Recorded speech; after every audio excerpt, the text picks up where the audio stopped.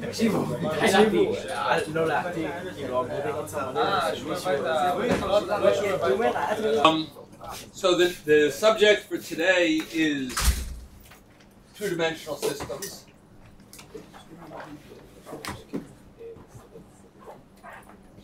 In particular, we'll spend most of the day on linear two-dimensional systems, which is trivial because linear equations are trivial to solve, and there's nothing to, you think there's nothing to say, but we'll find what to say. But before we do that, there's one corner of last week's lecture that somehow got missed in the presentation.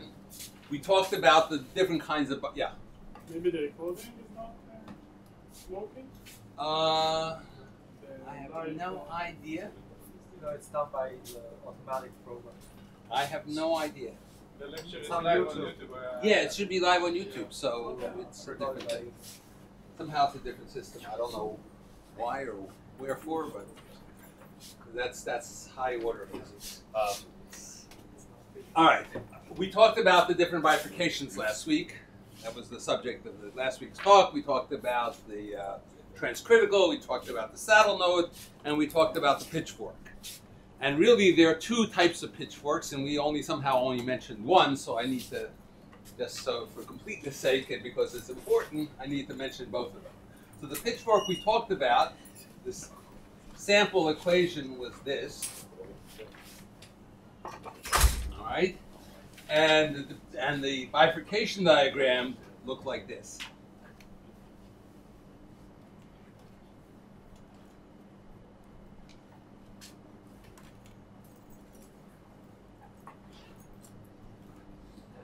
In other words, we had a stable for r less than, this is r, this is x star, these are the bifurcation points. So when r is less than 0, there's only one solution, which is x equals 0, and it's stable.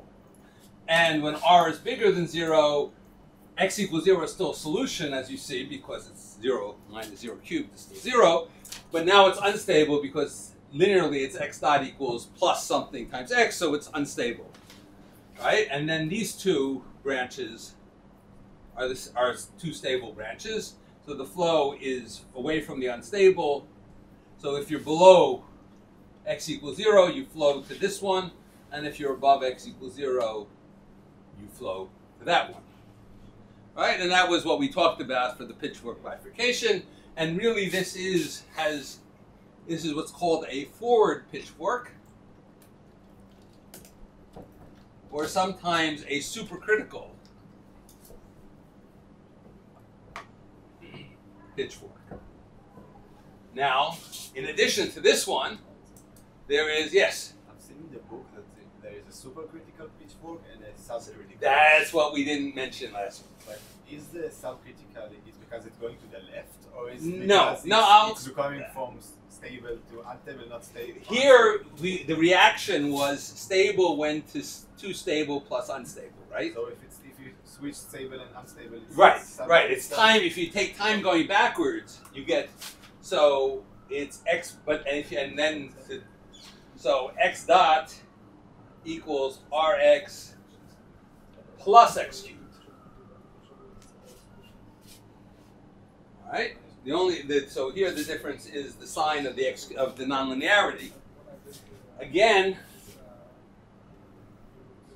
All right. Now, for r greater than 0, this is positive. This is positive. Then, right. There are, so for r greater than 0 and x greater, right. This is okay. So the diagram looks like this, I claim.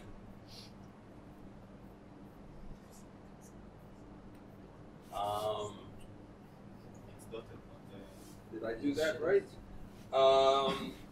Yeah, because you just switch out with negative hours. Yeah. Switch the...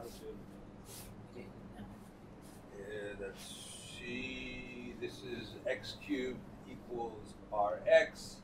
We drop the x. Yeah, so that has a solution, right? That has, no, so we want this one, right? So x squared equals minus r. So when the r is negative, there are solutions. There are plus the zero solution, of course. There's a zero solution. And then when r, since x squared equals minus r, that's these two solutions, which are plus the square root of minus r and minus the square root of minus r. Right? Now when when r is positive, then x squared can't equal a negative number, so the only solution is the x equals 0 solution. Now the x equals 0, solution now, for r positive, is unstable still, just like it was here. Right? So this is unstable.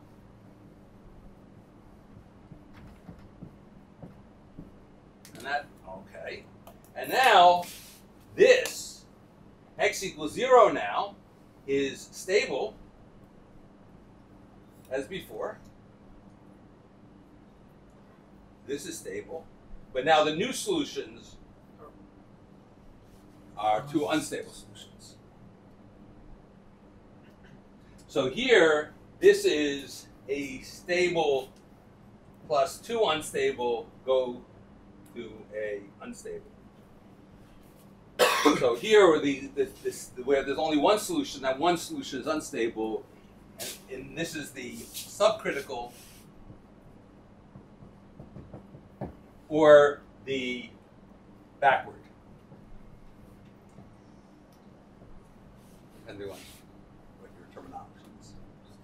All right. Now the point is, okay, in order to, so this is fine because no matter what the range of parameters, there's always a stable solution somewhere. Because when r is negative, x equals 0 is a perfectly good stable solution. And when r is positive, the plus and minus square root of r branches are available. Here, right, so there's a stable solution here when r is, right? But when here, there's no stable solution at all. So presumably, so typically what happens is there are extra terms here, which we didn't bother writing down. Because we were interested in looking at, because this really came from some bigger problem, and then we linearized or whatever in the vicinity of the thing. And so now, if this came from some bigger problem, like there were x minus 5, x to the 5th, minus 29, x to the 7th, it wouldn't really matter. Why? Because here the solution is r, the square root of r, and that's small, near the bifurcation, and therefore near the bifurcation, all these terms are completely irrelevant and you don't have to think about them. Here, however, since we know we're flowing away from here, but we don't know where we're going to, we don't have a home, we have to put in some stabilizing term in order to have a problem. So the simplest stabilizing term to put in is the equation rx plus x cubed minus g x to the 5th. So that is to remain the... That's to keep x from flying away to infinity. Right? And now, what does the bifurcation diagram look like now? So there's still the solution at x equals 0. What? It depends on two variables. Now it depends on g and r. Right. Yeah. So, but for fixed g, pick some positive. Right? It's important that g is positive. Otherwise, this term doesn't help, and you have to go some other term. Right? So we'll assume g is positive. And now, so what happens now? So when r is positive, this is positive, and we're looking at x is positive because there's a symmetry between x goes to minus x, so we only have to think about the positive x. This is positive, this is positive. Now this is negative, and there's a solution. Whereas the solution r is small, right? So the solution is at gx squared equals 1, more or less. So this is approximately now x star is at this new solution now, which is at 1 over the square root of g, right? Plus or minus.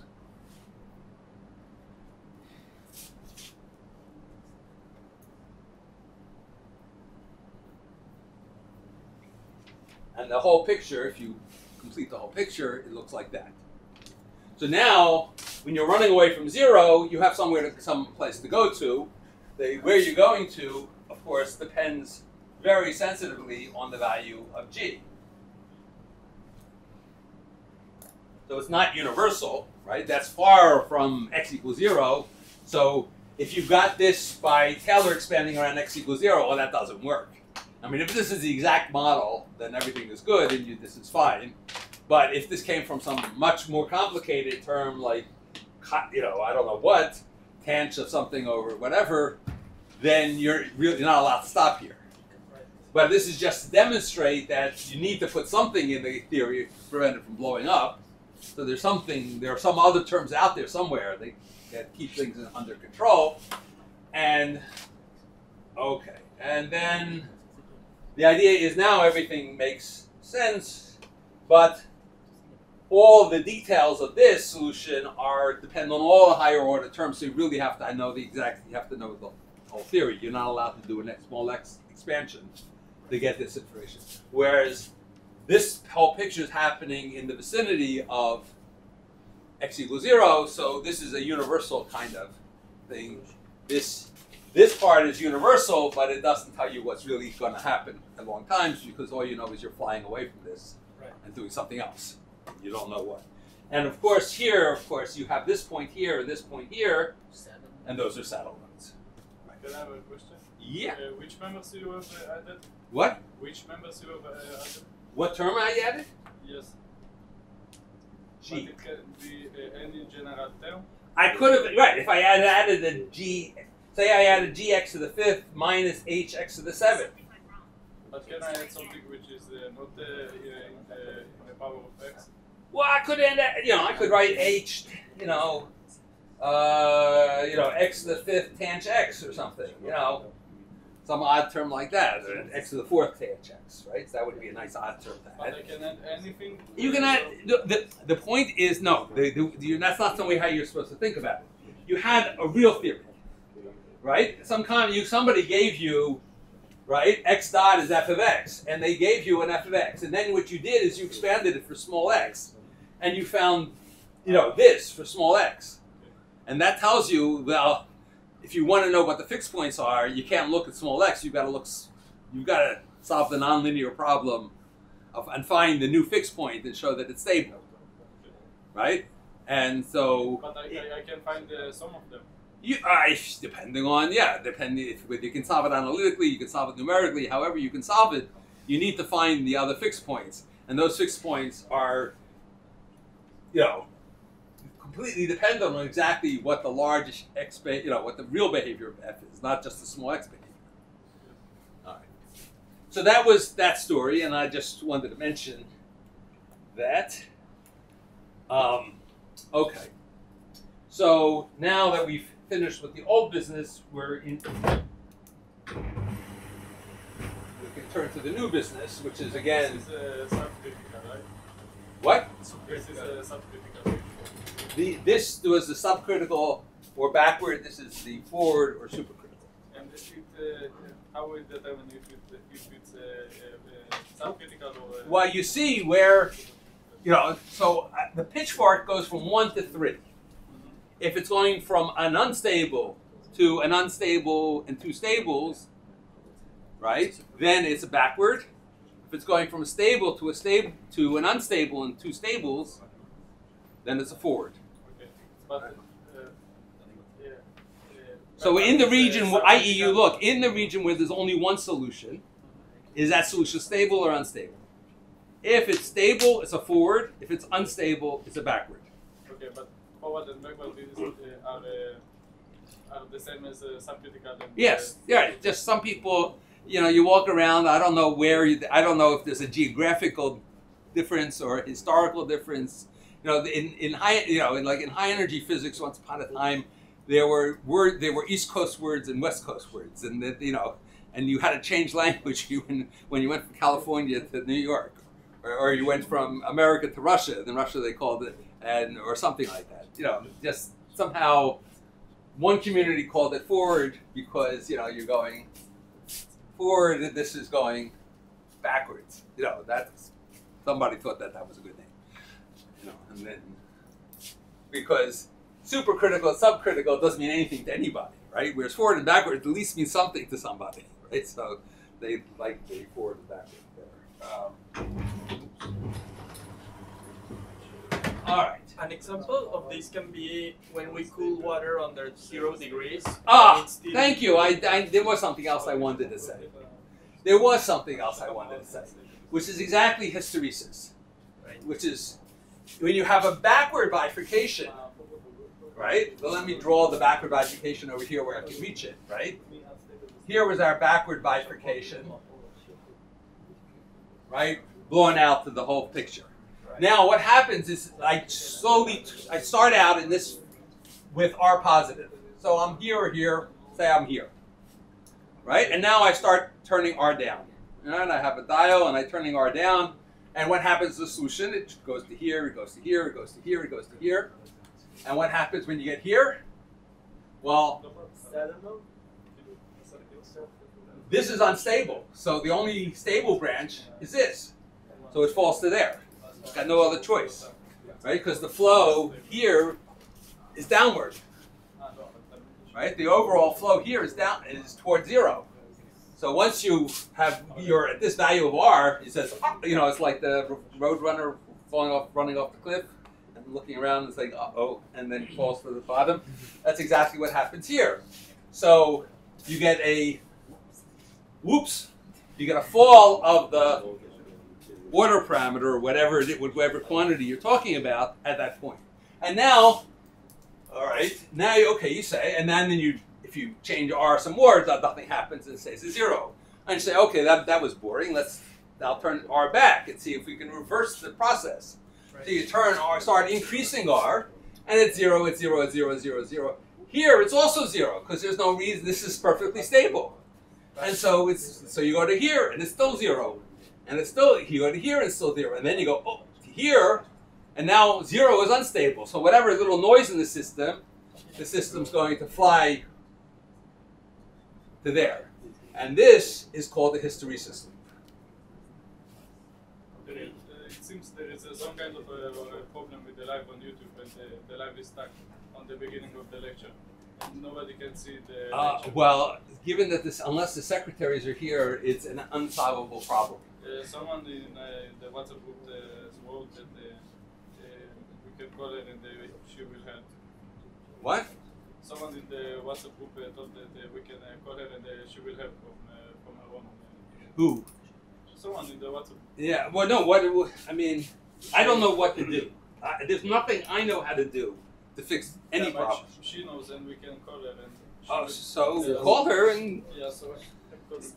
We'll wait it. We'll give it 5 minutes, and if you can solve it in 5 minutes, fine. If you can't, then we'll just have to move on.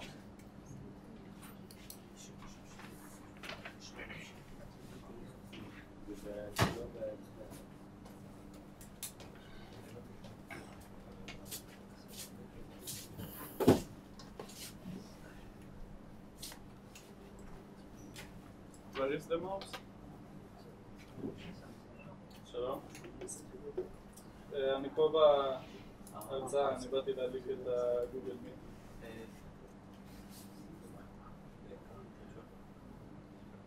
כן, נראה שחסר עכבר, אבל לא יודע איך עכבר. פשוט אין עכבר רגיל, אבל אז יש את העכבר.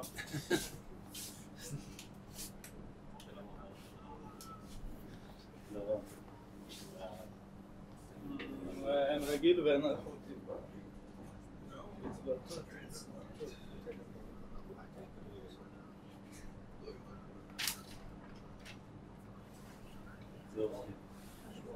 Here's an עכבר. כן, יש עכבר. כן, לא, העכבר עובד. אוקיי, יש עכבר.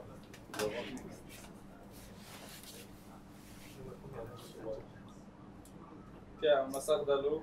כן.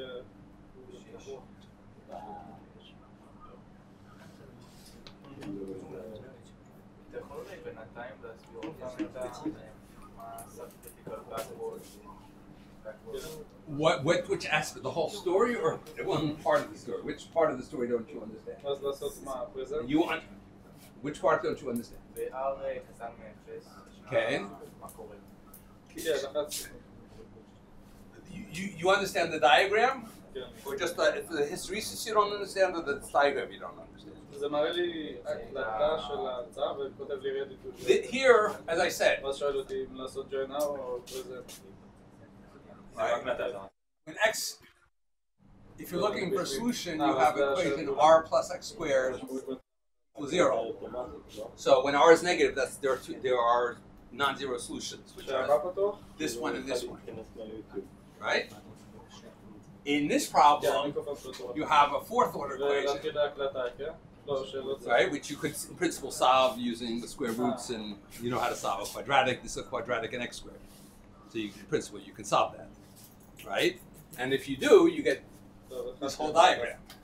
והקישור... So if you don't believe me, go to your friendly computer and work it out. But that's those are the solutions, אוקיי. right? זה אני מבין. Okay, that's that. And then רגע, אבל... the point is, once you have this diagram, this is stable, this is unstable. So and this is stable. So once you're going down, you stay on the stable branch until it doesn't exist anymore. Right here, there's only one stable branch for r less than this point, and that's 0. So you got to go to 0.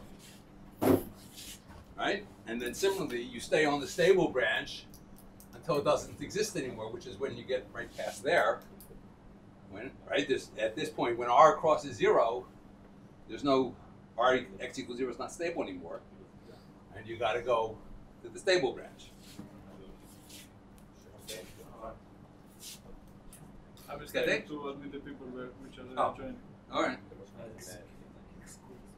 So we're online now, or We are live on Google Meet, and I think it should start the live on YouTube as well. I can check.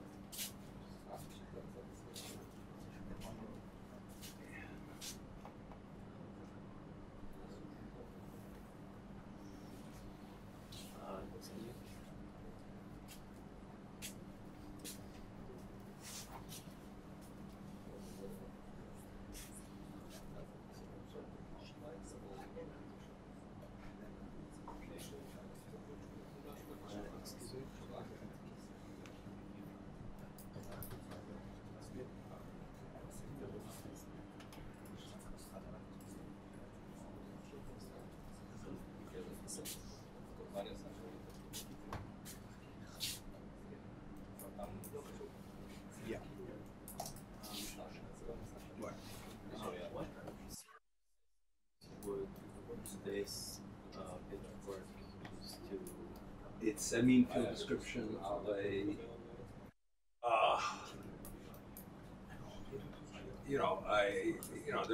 magnetic system that you change when you're changing the external magnetic field. That's the kind of thing where you get hysteresis. Changing the temperature and the phase transition is no longer paramagnetic, it's paramagnetic, whatever. So it's things like that.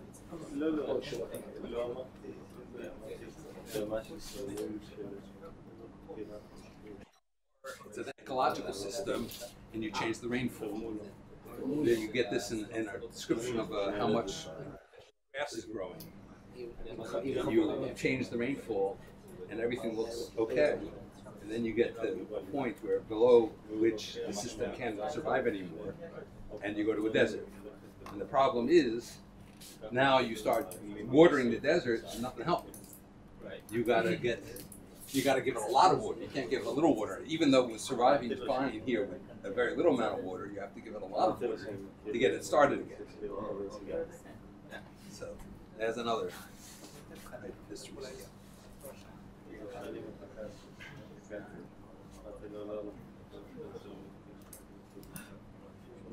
There's Few people joined the team now. But I think others should join as well.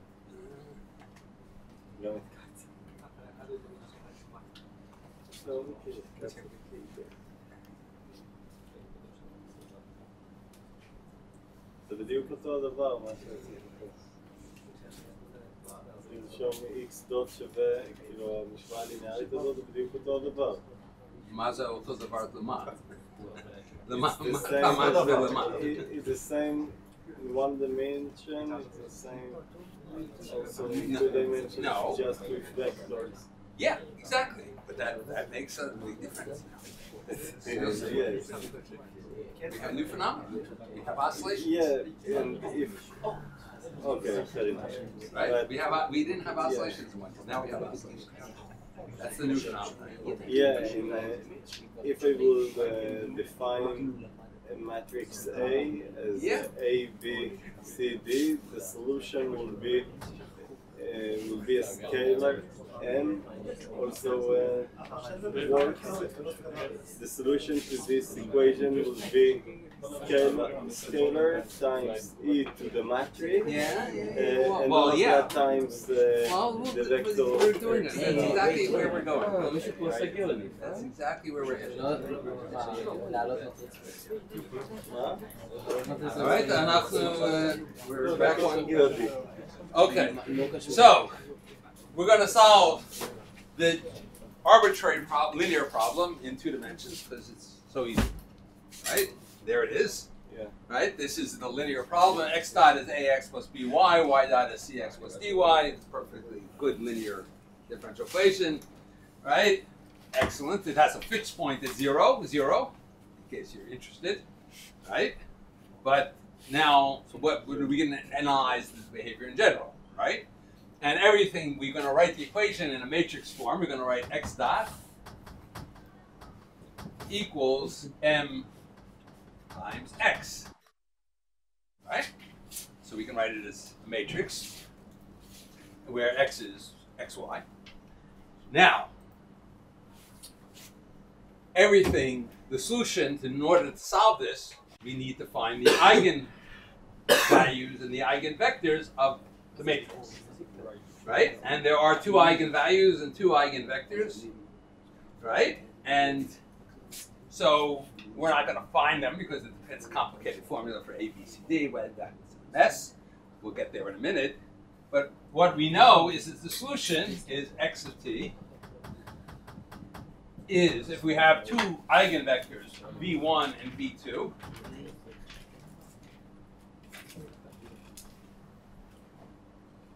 and we have 2 eigenvalues, lambda 1 and lambda 2, well, then the solution is some number times v1 times e to the lambda 1t plus beta plus alpha, so we'll call that alpha 1 and this is alpha 2, v2 e to the lambda 2t. That is the general solution of this linear system. Right? Everybody agrees? And then, if you wanted to solve the initial value problem, well, then you'd have to know the initial values of x's, and so forth and so on, and then you use those to solve for alpha 1 and alpha 2, and that is that. We're assuming the matrix is like not degenerate, so right. We're going to assume for the moment that the matrix is not degenerate, right? We'll talk about. We'll get there too, but like let's make life simple. Then you have to like not multiply by t or something. Yeah, we're going to get there. Everything in due course. Everything. Okay. Now. Okay, so you've all done this. You've seen this a million times, right? The classic example for anybody, is the harmonic oscillator, right? What is the harmonic oscillator? You have x dot. Time to get it.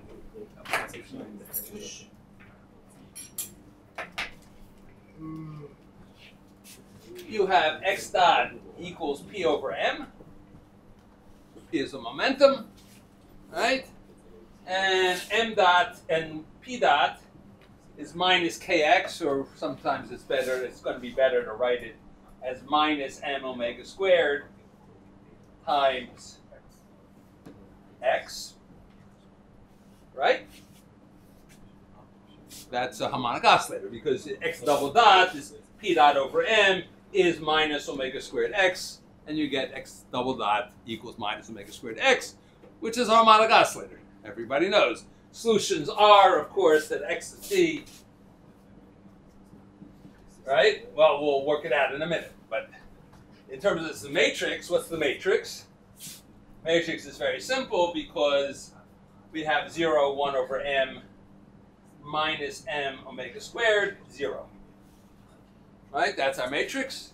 And now the eigenvalue equation is, we put a minus lambda here, calculate the determinant, and we get lambda squared equals minus omega squared. So that means that lambda equals plus minus I omega t. Right? And the solution is a linear combination of either the plus I omega t and either the minus I omega t, or if you prefer, it's a linear combination of cosine omega t and sine omega t. Right? That's the answer. Done. Right?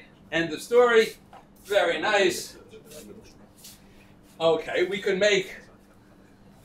Okay, and so one way to present the answer is what we call phase space. We plot in the solution as a point, right? The solution is a point in this two-dimensional space, in the XP space. And what happens to this solution? Well, if you have x is 1 and p is 0, then p dot is negative. It goes like that, right? And so you go around the circle, or ellipse actually, like that.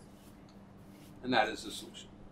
Yeah. Why you replace the 0 in the matrix with the... Because that's how do you find the eigenvalues of a matrix, right? You have to solve what the equation m minus lambda times the identity determinant equals 0, right? That's what I did.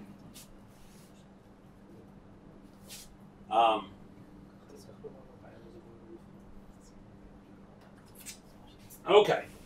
Right, and so in phase space, so in normal space, you plot x as a function of time, it goes like this. Yeah, p as a function of time goes like that, that's 90 degrees out of phase. Or in phase space, it's a very nice thing, it just goes in an ellipse or a circle, depending on how you scale your axes. Right? Okay, great. But that's not the only thing harmonic oscillators do, because we can add things to harmonic oscillators. In particular, we can add damping. Right? You add a term minus gamma p, and you've got now a damped harmonic oscillator. Right? And now we have to do the same exercise again, except that now the matrix has one extra element. It's got a minus gamma here. True? True. So now the determinantal equation now is lambda squared plus gamma lambda plus m omega squared equals 0. Right? That's the determinant of that matrix. And we have that therefore lambda equals minus gamma plus minus the square root of gamma squared minus, there's no wm here, the m canceled, right? Minus 4 omega squared over 2. Right? Those are the lambdas. Right? And now the lambdas are complex. And now it depends, actually it depends whether the lambdas are complex, depends on the relative size of gamma and 4 omega and 2 omega. If gamma is bigger than 2 omega, if gamma is bigger than 2 omega, then this square root is square root of a positive number. Right? And then, what do we have? We have minus gamma, which is a negative number, because gamma is a positive number. Right? Plus minus a number which is which is real and smaller in magnitude than gamma. So both lambda 1 and lambda 2 have real part. The real part of both of them is negative. They're both real. Excuse me. They're both negative. If gamma is less than 2 omega, we have a name for this. We call this overdamped. Right? Because why do we call it overdamped? Because there are no oscillations anymore. Right? When gamma is bigger than 2 omega, the damping is big enough so that you just go, the solution now is e to the minus lambda 1t plus something times e to the minus lambda 2t, it just exponentially decays out to 0 with no oscillations. And in phase space, it will be like rolling to the So in this picture, it goes. towards the. Oh, excuse me. Right. Sorry, that's not true. I'm sorry. Because for big gamma, it just goes zoom, like that. Right? Okay. If gamma is less than 2 omega, however, then what you have is this is complex. Gamma is real, so it has a negative real part. So gamma lambda is minus gamma over 2 plus minus I times the square root of 4 omega squared minus gamma. So omega squared minus gamma squared over 4 is the traditional way of writing it, right? And that's the underdam. Because now what happens is here the phase portrait is what I was drawing before.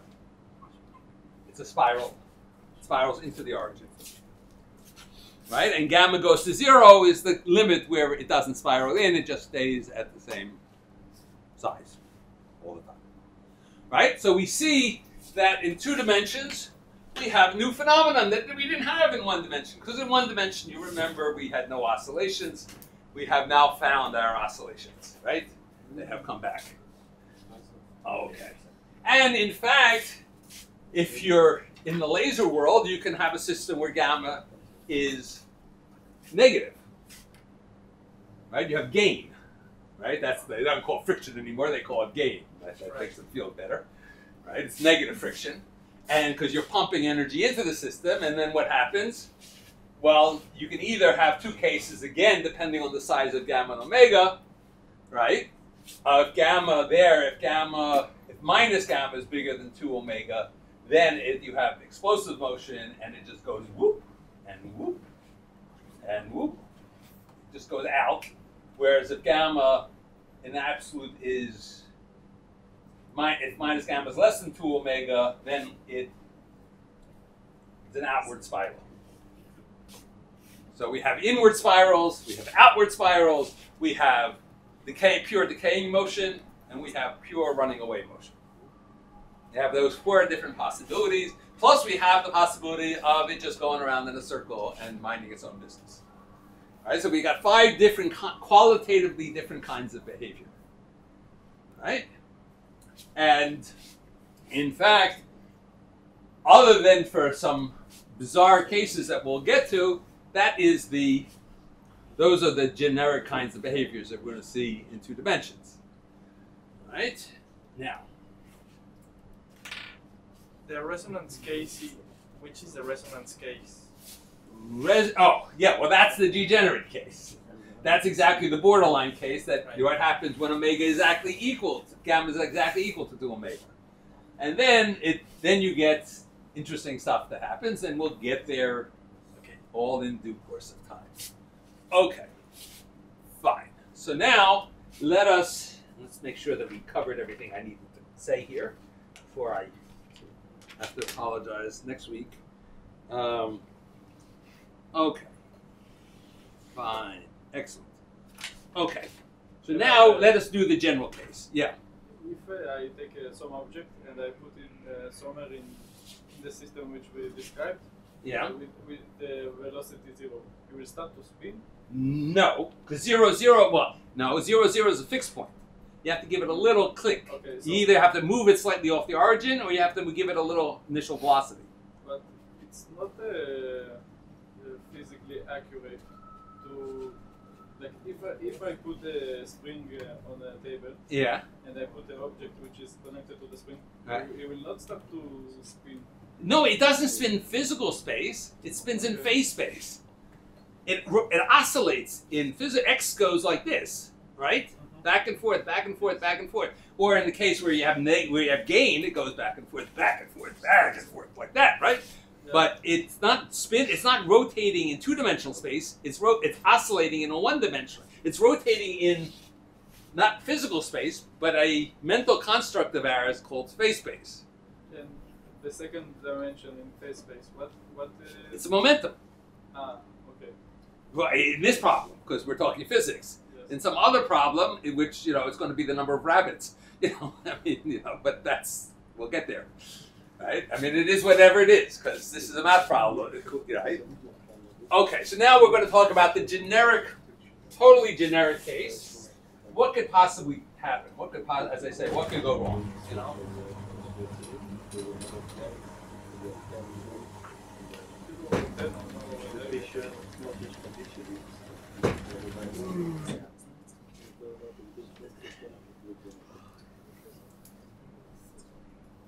So it turns out that to discuss the problem in terms of A, B, C, D, which we could, is ugly as sin.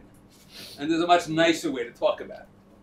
In terms of what are called the two invariants of a two-dimensional matrix. They are the trace and the determinant. Right? The trace is lambda 1 plus lambda 2 when it's diagonal. And in fact, the trace is invariant under change of basis, which is why the trace is a nice thing. That's why it's invariant. Right? And the determinant is lambda 1 times lambda 2. And that's also independent of basis. So those are nice things because A, B, and C, and D all depend on the basis, right? And so the problem looks completely different depending on what basis you're working in. But here, these two numbers those are God's numbers, right? That's how God thinks about the problem. And now we take the place of the Lord. Right? And now, okay, so we're going to given a matrix, we can easily calculate the trace and the determinant because the trace is in ABCD language, it's A plus D, right? And the determinant is AD minus C, right? So instead of having to think about 4 numbers, we only have to think about 2 numbers, so everything is nice, right? And now what is the determinantal equation? Well, in the basis where it's diagonal, the matrix is very simple. It looked like lambda 1, lambda 2, right? 0, 0. That's a very nice matrix. And now we have to put in minus lambda plus this, minus lambda plus that, and take the determinant. Excuse me. No, what I want to, yes, what did I want to say here? That's not the way I want to say it. Hold on a second. It's also simple when you know what you're trying to say here. Yes. Oh, so let's start with the,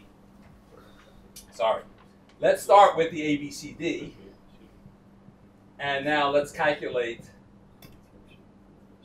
so A minus lambda, D minus lambda. Let's calculate the determinant of that, right? That's the determinantal condition, this equals 0. And we get A minus lambda times D minus lambda minus BC, which is AD minus BC, that's the determinant. We get minus lambda times D minus lambda times A, that's minus lambda times the trace, plus lambda squared. So you see the determinantal equation, for the eigenvalues, only involves the magic combinations of trace and determinant. And therefore the solution is, in terms of the trace and determinant, lambda equals now trace plus minus the square root of trace squared minus 4 determinant over 2. So now I've calculated for you the eigenvalues of the general matrix in terms of the quantities that we predict. Can you explain again why you have defined the trace and the because that?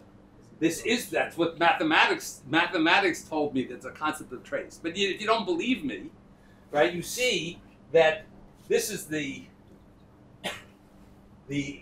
polynomial is AD minus BC, independent, that's the constant part of the polynomial. The linear part of the polynomial is minus lambda A plus D, right? It just so happens that they gave this a name, they called it the determinant. But there needs to be some matrix, like it's the determinant here, it's the determinant of some matrix. This matrix, but it's a determinant of that matrix in every basis.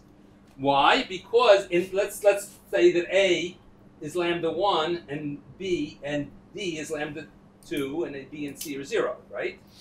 Let's imagine we went to the diagonal basis, right? What is the, you see, so if you, and the polynomial is lambda minus lambda 1, lambda minus lambda 2, right? That is the polynomial because it has two roots, lambda 1 and lambda 2. Expand this polynomial, this is lambda squared, and now the linear part is lambda 1 plus lambda 2, that's the trace, right? And the constant piece is plus lambda 1, lambda 2, that's the determinant.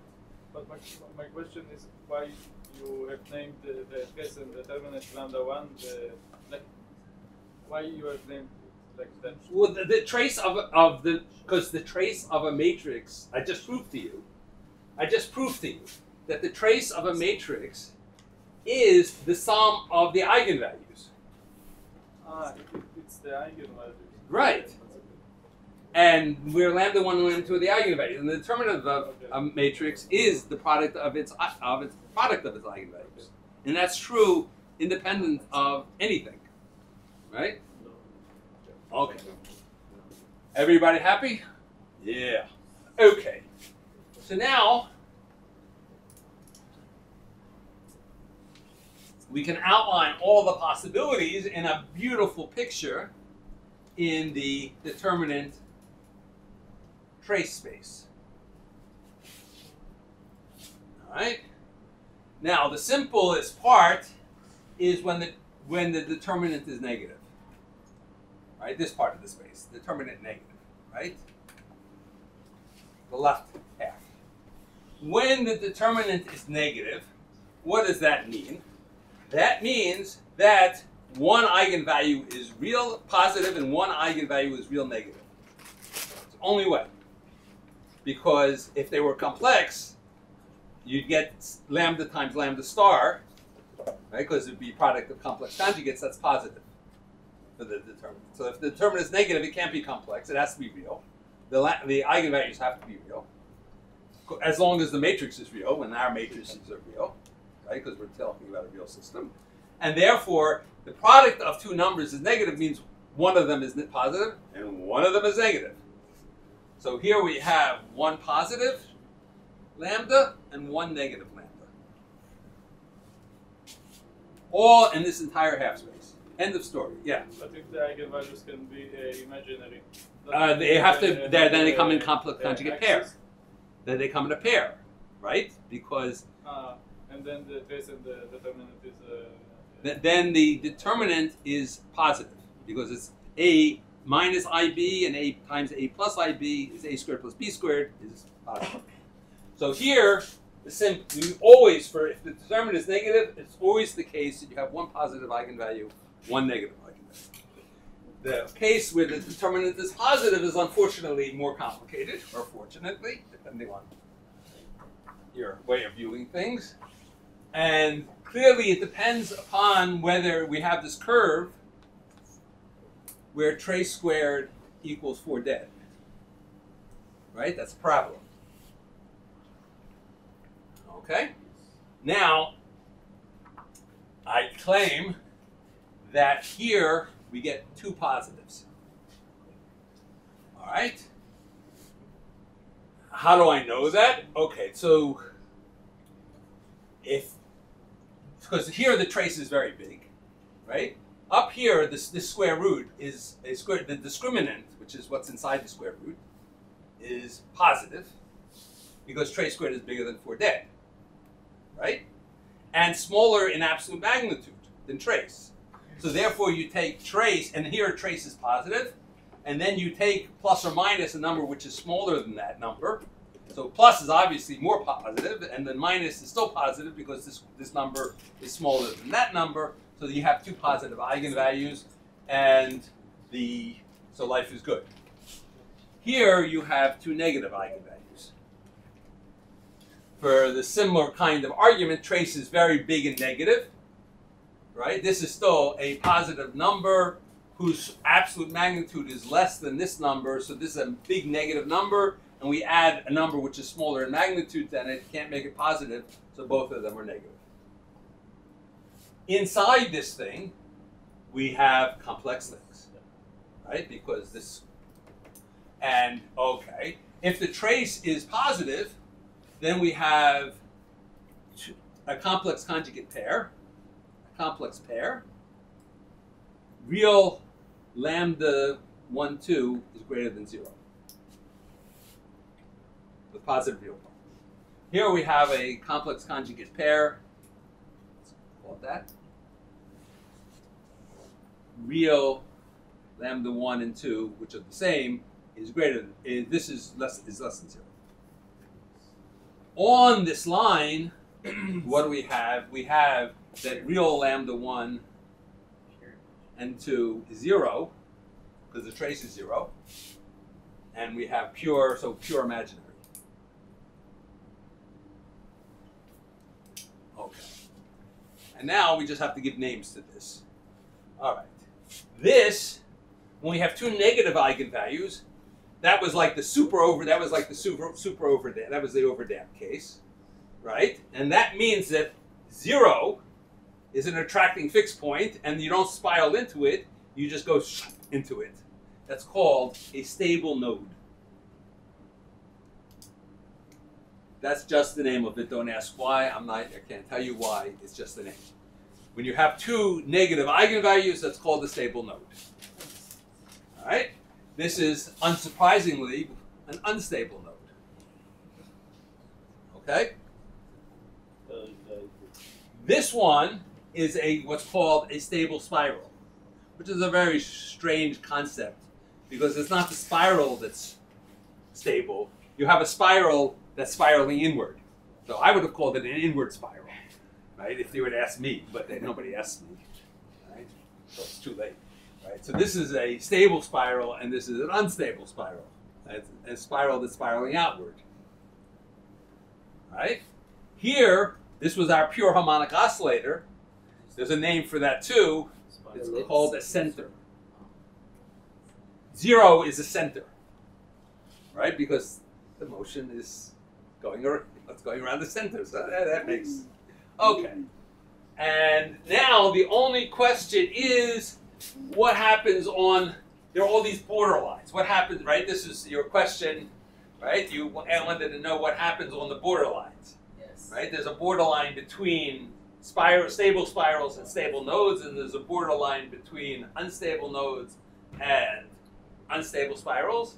The borderline here was a center, so we did that, right? And now, okay, so there are two possibilities for these borderline cases, right? You have, say here, you have two eigenvalues, right? But along this line, the discriminant is 0. That's the definition of this parabola, where the discriminant trace squared equals 4 dead. So the discriminant is 0, which means that lambda is trace over 2. You only have one. You have two eigenvalues, as it were, but they're the same. So now you have two possibilities. Either the matrix looks like the following: lambda, lambda, 0, 0. And that's a perfectly kosher thing. And then you have two independent directions, and they're both approaching the origin at the same rate. Then you could have the case that you love, which is that, where in fact, so we have to solve this case, right? In the case where it's this, the solution is x equals x naught e to the minus lambda t, y naught equals y naught e to the minus lambda t. You don't have to talk about it. But this case is more interesting, so we'll do that case. Right? In this case, it says that y dot is lambda y. So that's great. I know how to solve that. Y of t is y naught e to the lambda t. Right? But now x dot equals lambda x plus b times y. But we now know what y is. That's b y naught e to the lambda t. So what do? We move this to the other side. Write this as e to the lambda t times e to the minus lambda t x dot. Just multiply. right? Because this gives us x dot times e to the minus lambda times e to the minus. That gives us that, right? Or, in other words, we have a common factor of e to the lambda t on both sides. We get e to the minus lambda t x dot equals b y naught. We integrate both sides. This gives me b y naught t. And now this gives us 1 over lambda. This gives us, this gives us e to the minus lambda tx. So therefore we have, and this is plus x naught. So x, or x equals x naught e to the lambda t plus b y naught t e to the lambda t, and you have this strange t to the lambda t thing. Secular piece. That's what happens when you have that. So we can solve all problems. So one of those two possibilities happens. If b is 0 or not 0, same thing. So you get that. What happens here? There's another borderline between, say, stable nodes and, we didn't say what these are called, sorry. When we have one positive value, eigenvalue, and one negative eigenvalue, that has a name too, because we can't leave it nameless, and those are called saddles. And we'll talk about them in a second, why they're saddles. But that's the name for these. And now that we have the name saddles and nodes, you can understand why you might get the concept of a saddle node bifurcation when a node turns into a saddle. But that's next week's topic. We're not going to get there today, but now we have the two words, at least. We're at least developing the language to talk about this stuff. Okay, now where are we? Yes. So along this line, what's the story? We have that equals 0. So lambda, if that equals 0, that means that lambda 1 times lambda 2 equals 0. So either both of them are 0, which is what happens. That means the trace is 0, right? And you're right there. And that means that there's no dynamics. It just sits there. Okay, that's boring. Otherwise, you might have one lambda that's here, one lambda is positive, and one lambda is 0. Here, one lambda is negative, and one is 0. And okay, so you have one thing, one direction that just doesn't do anything, and the other direction it either is stable or unstable. All right. Fine. Great. So we want to talk about saddles for a second. So let's write it down, a system that has a saddle. This simplest possible system that has a saddle.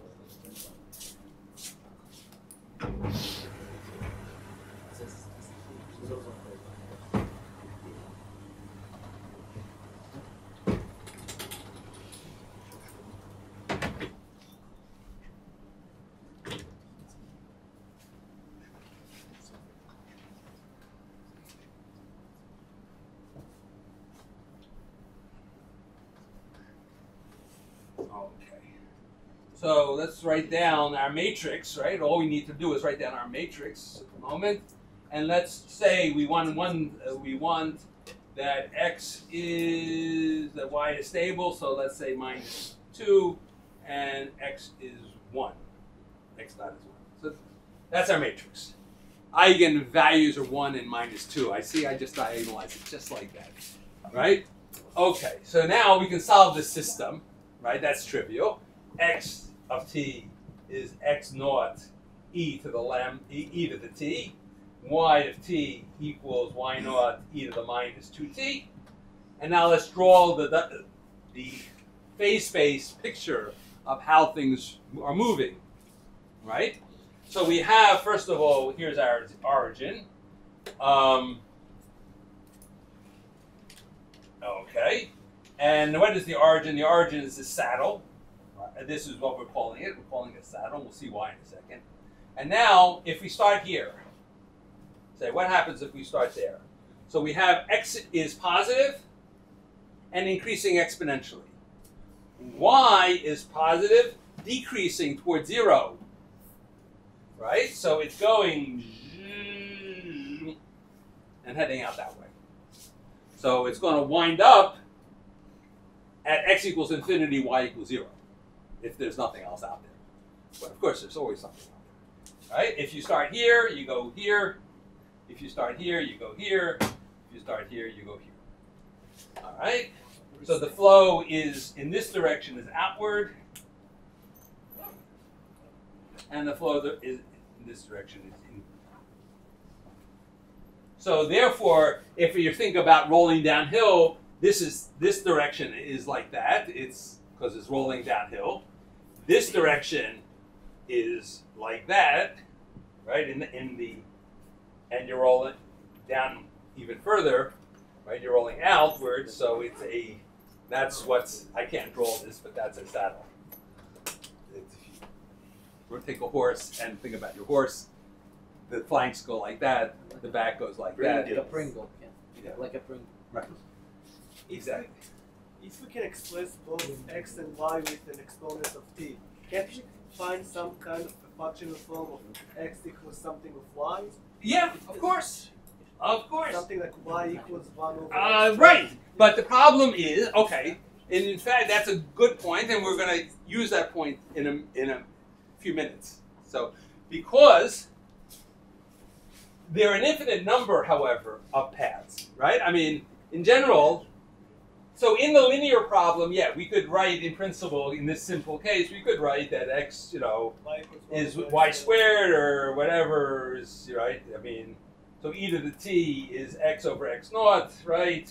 So so y equals x over x naught squared times y naught. Yeah. So all the things are parabolas, right? But if it happened to be 2.3, it's a little less interesting and whatever. Minus 2. Oh yes, so it's x naught over x. Yeah, which is why you get this sort of, It's exactly hyperbole like. type thing. Okay, so where are we holding? 603. Okay. Okay. Saddle we did. Excellent. And now, okay.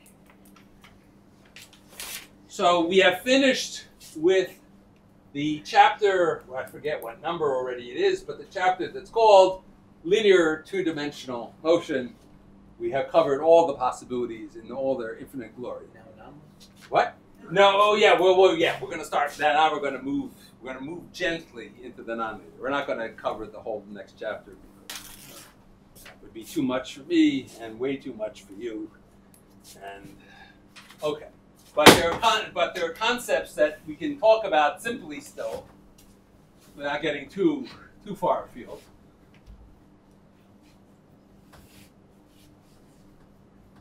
Okay, so let's look at an example. It's a trivial example of a nonlinear problem, just as a warm-up exercise to get the feel of a nonlinear problem.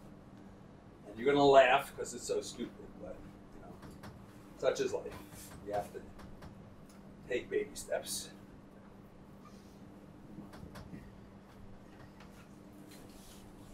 Okay. What about this picture? Now, where are their fixed points? Right now, the name of the game, we have a nonlinear system, and we know we only have one piece of, there's only one strategy when you have nonlinear problems. Find the fixed points and make it a linear problem, because we just solved the linear problem. That's what we can solve, right? And if we're lucky enough to find the fixed points, then all we have to do is linearize, get the matrix, and we're off and running, right? So in general, before we talk about this, we'll just talk about so we have a general problem. X dot is some arbitrary function of x and y dot is some arbitrary function of x and y, typically different, right? And now a fixed point is a pair of points, right? You have to solve two equations and two unknowns and find x star and y star such that f of x star y star equals g of x star y star equals 0.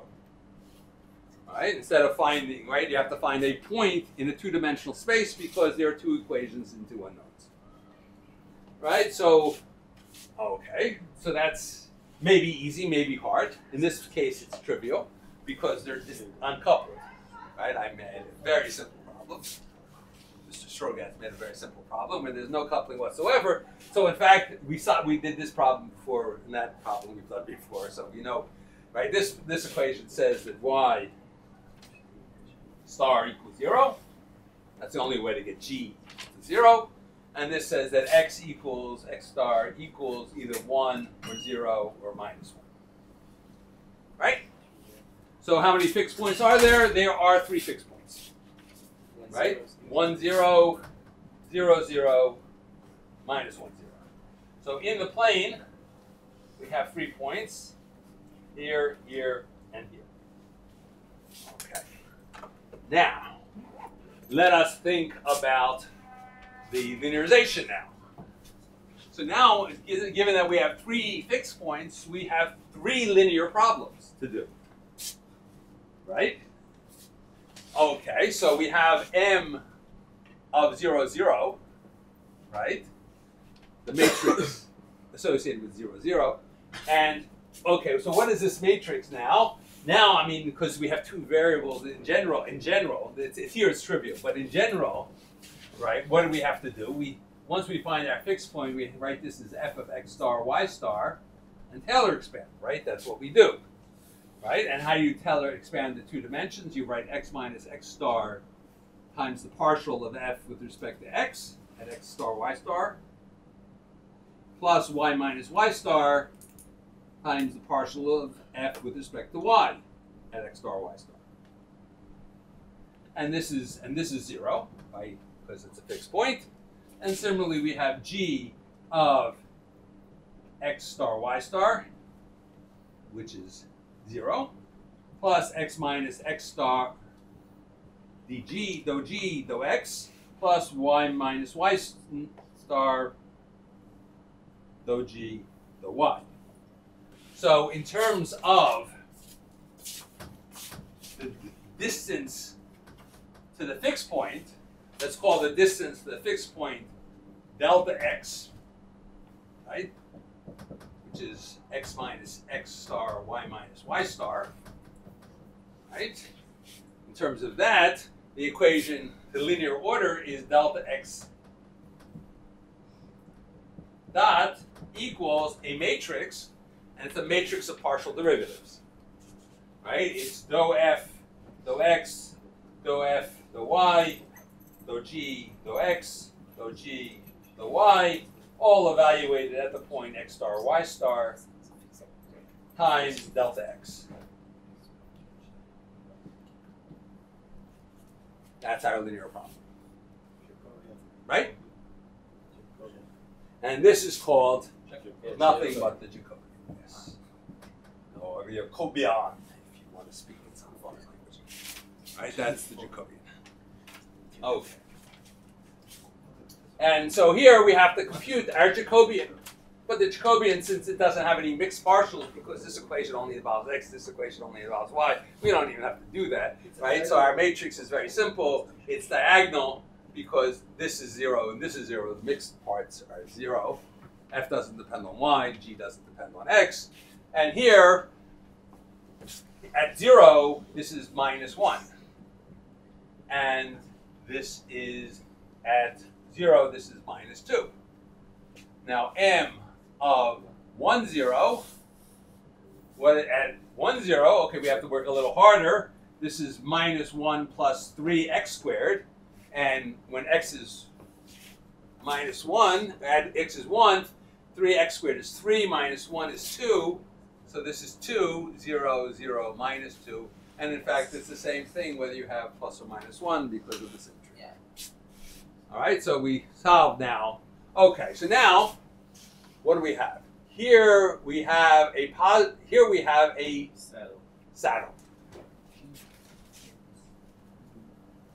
Right? And here we have a stable node. And now we can draw our picture, which I screwed up, so I have to redraw it. Yeah, I have to redraw it.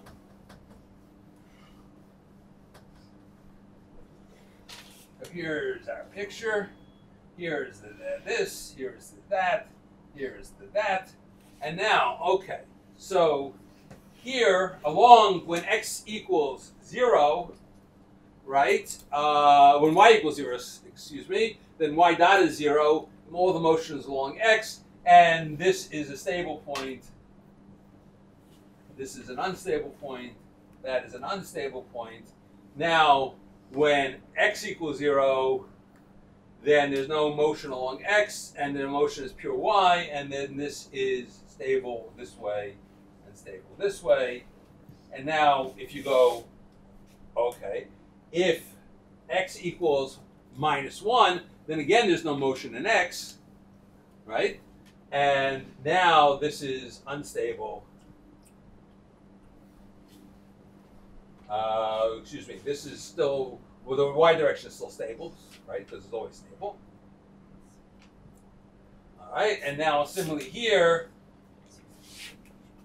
we get this and this, and now we just connect the dots. This is what your kids, you spent millions of dollars to get your kids educated to learn how to do that. And then this one does that, this one does that, this one does that, this one does that. This is the state. You see that's a saddle, right? This one does that. So you see this the beautiful saddle structure here. This one does that. This one does that. This is another saddle structure. And we have our beautiful pictures that you can take home and show to mom and dad. Right. Okay, so that was easy. Can I have a question? Yep. The values in the matrix, what they represent? What they represent is they're telling us about the behavior of the system near the fixed points. But from where the values came from? They were right there. So M is the delta x. This is the matrix, right? It's the matrix. It's the Jacobian matrix, the matrix of partial derivatives. Right? You have F is, this is F of x and y, which just happens to be only a function of x. And this is g of x and y, and it happens only, by miracle, it only happens to be a function of y, but we're going to do more complicated things in a minute. All right? Okay, one, I think we have time for one more example. Yeah, we have time for one more example. And so you see that the nonlinear terms, okay, we predicted on the basis of our linear analysis what the structure was, and we saw that nothing changed, right? It wasn't stable, and the nonlinear terms don't do anything. It just is a stable. The stable node is a stable node. The saddle is a saddle. Life, however, for centers is not so nice. We can write down the following strange system. X dot equals minus y plus x squared plus y squared. Plus, I think. And y dot equals, now I have to get it right, x, I believe. Yeah, y dot equals, say, x plus x squared plus y squared plus y times x squared plus y squared. Right? And now, according to the linear analysis, there's 0, 0 is a fixed point, obviously, the only fixed point, because x squared plus y squared is either 0 or positive, right? And it's only 0 when x and y are both 0, and so therefore the only fixed point is when x and y are both 0. Yafet. Now we do our linear stability analysis, which means we ignore all the nonlinear terms, and we have what we know as a center. Because we did that. That's our harmonic oscillator right there. Right? Yeah. Okay. Now, how about the full problem now? We have a nonlinear problem. So it's very hard to analyze, but in fact it's a trivial problem because if I think about R, I define R as x as square root of r squared, x squared plus y squared. It should not surprise you that if I multiply this by x and this by y and add them, right? This is 2r dot. This is r dot, right, on this side, times 2. And this is x squared plus y squared, so this is r to the 4th. Right? I multiply this by x, so I get an x squared. I add this, which is y times y with y squared. X squared times plus y squared times x squared plus y squared is r squared times r squared, which is r to the 4th. It's without 2. It's supposed to be r dot is 2x dot is 2y. Oh, yes. All right. Yeah, Fine. and you can divide. And by now we get r dot equals r cubed. Okay? Now, there's also, you can define theta, where x is r cosine theta and y is r sine theta, and theta dot is 1. Not surprisingly. So now we can, now in our theta space, we understand what's going on. The damn thing is rotating. Why theta dot is 1? Well, okay, you multiply this times y and this times x, and you subtract them, and blah. Okay. Right? And the only question is the A sign. lot of more is this. Right. So what's happening? The thing is rotating, but r dot is r cubed. R dot is always positive, as long as you didn't start at 0. So in fact, what we have is an outgoing spiral. Right? So it was a center. The linear analysis said it was a center. Right? If we just do the linear analysis. And that was only approximately. Now, any small perturbance can. And because a center is a very fragile object, because when you go all the way around, you have to get back exactly to where you started, right? Any small disturbance, unless miracles happen, will break that, and that's what happens here. So here we put in a perturbation, and the perturbation made the center into an outgoing spiral. Right? So the point of the message is that centers are very fragile kinds of objects. You can't look at them you can't mess with them. Because how it's curved. It depends on the, I mean, you have to just analyze it, you just have to analyze it. Why theta dot is equal to 1? Because theta dot, what's theta dot? Theta dot is tangent y over x, right? Yes. Right? So theta, that's theta, is that tangent inverse of y over x. So theta dot is y dot times x minus x dot times y over x squared plus y squared. And now you do the math. All right. Now, how are we doing? Okay. There's one other example, and then let's see. Well, I think we'll hold off on that example. Well, let's try it. Okay. There's another example of a center, which is called the Latko-Volterra system.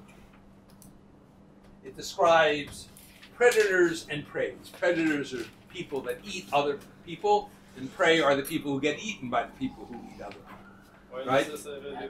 What? Not people. No, like, well, one like it's foxes and minks, right?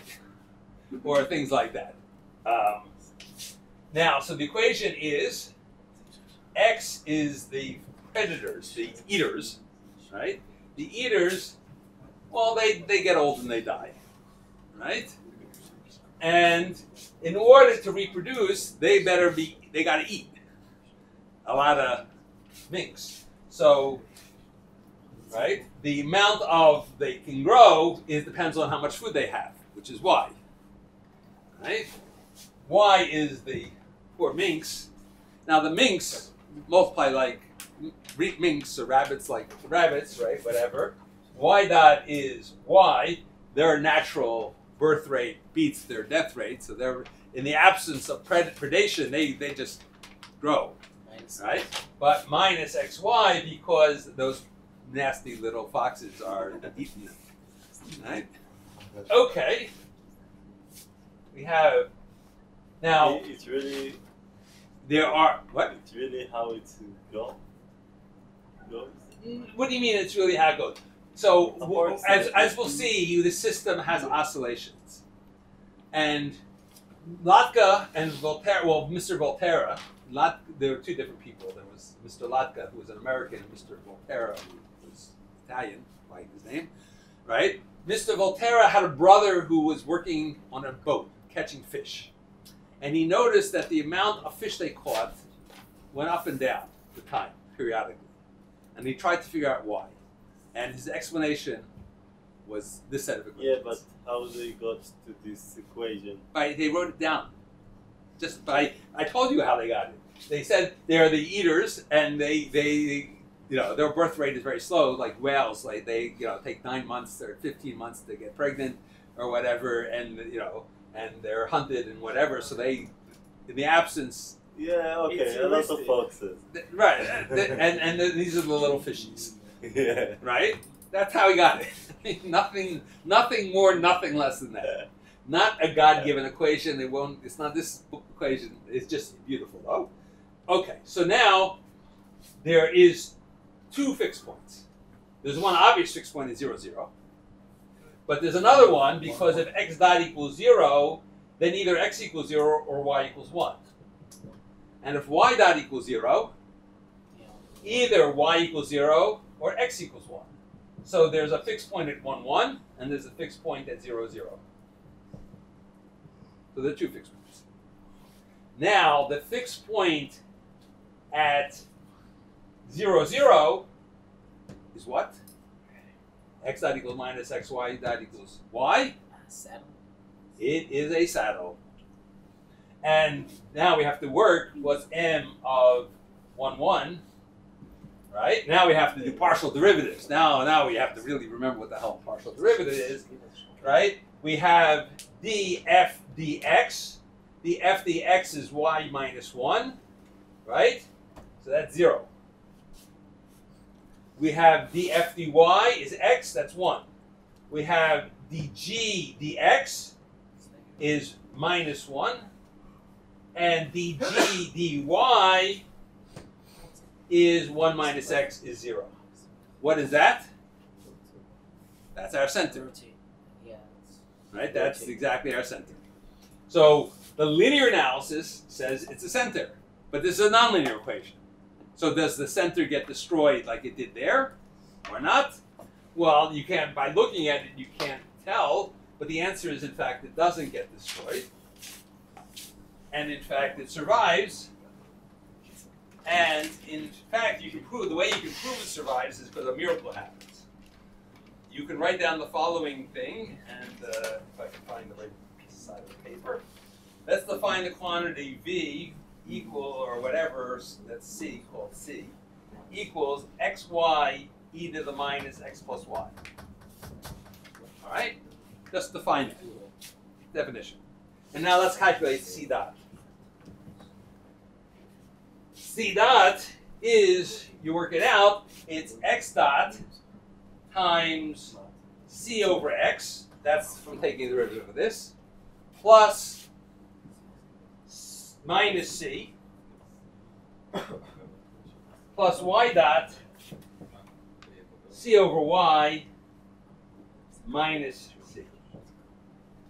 All right? And now you plug in what x dot is, y dot is, you do roll it out, and what you find miraculously is equal 0. So here, there's a conserved quantity. So the spiral, in fact, this quantity is conserved along the motion, and in fact, all the you get closed orbits. What is C? See, it's this thing. Why? Just define it. Oh. It's a miracle.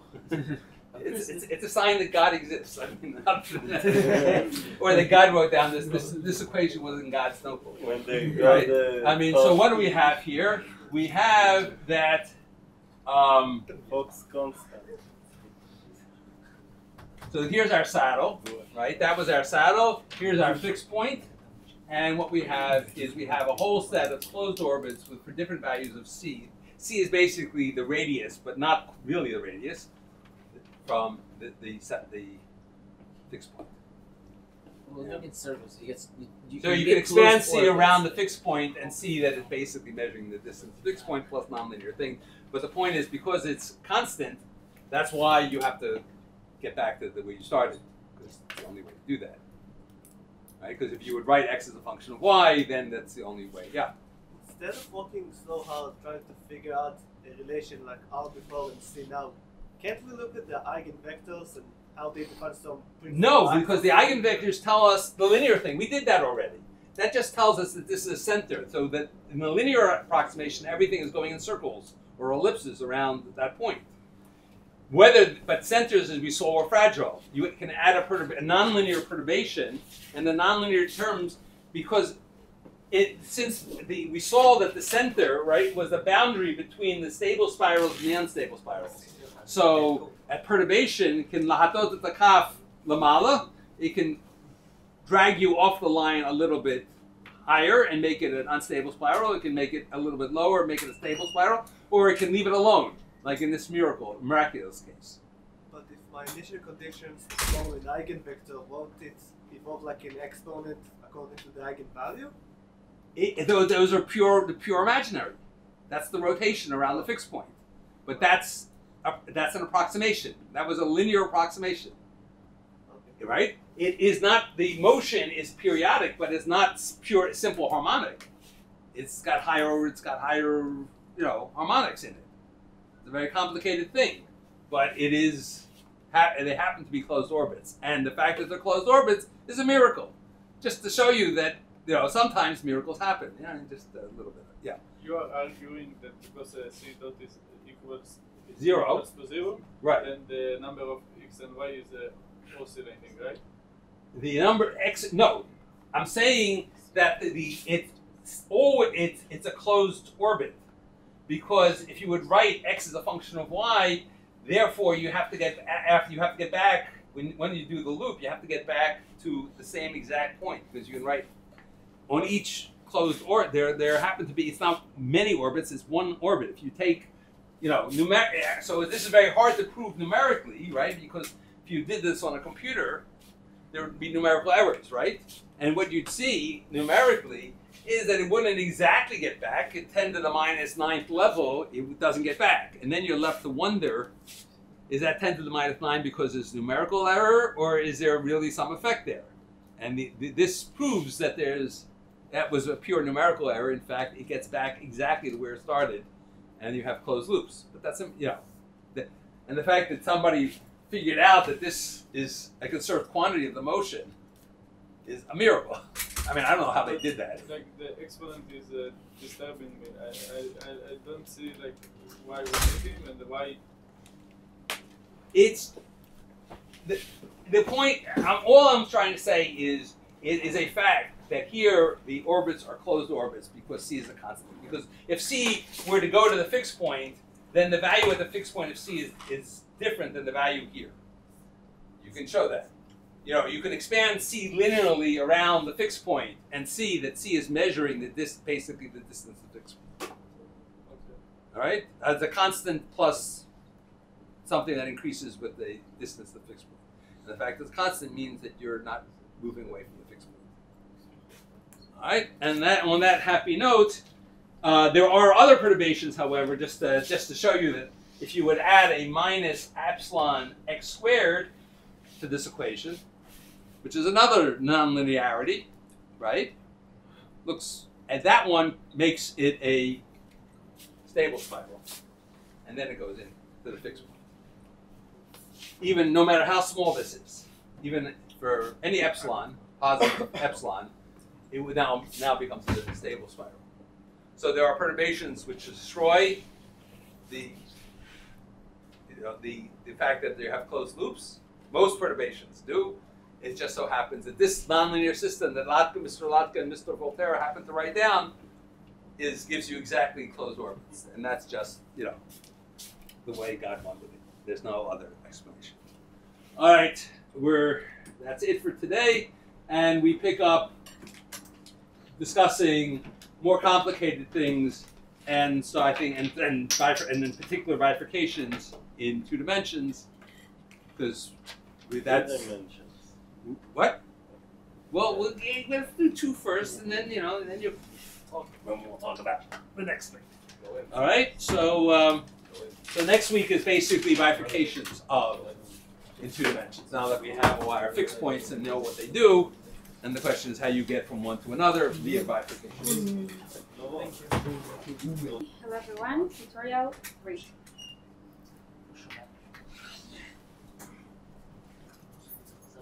Okay, so until now we talked about systems that flow online, right? In this tutorial we are going to talk about flow on the circle.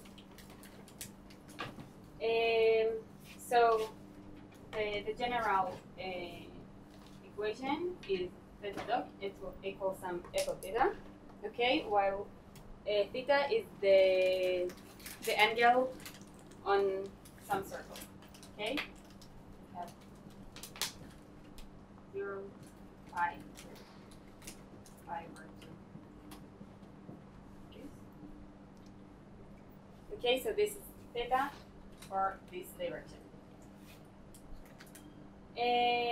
Okay, we are on a circle. Okay, so we want also that the function f will be periodic by 2 pi, right? That if you will have some f of theta naught will be equal to f at theta naught plus 2 pi. Okay, so let's start with the uniform oscillator. The simplest case,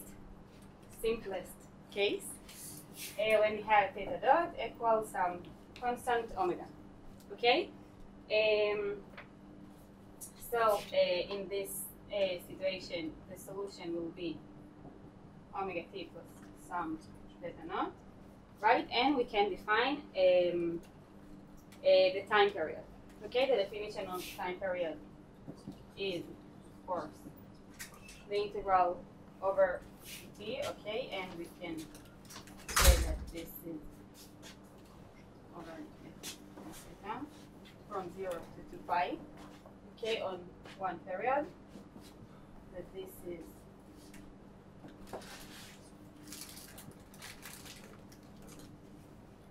right?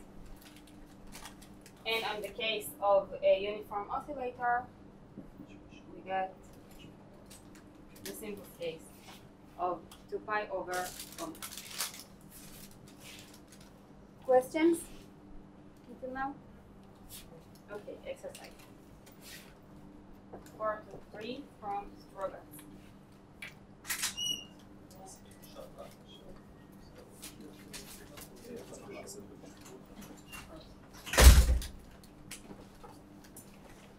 So we have a clock, okay, at 12 o'clock the 2 hands of the clock are on the same place. When will be the next time that they will meet? Okay? So we have,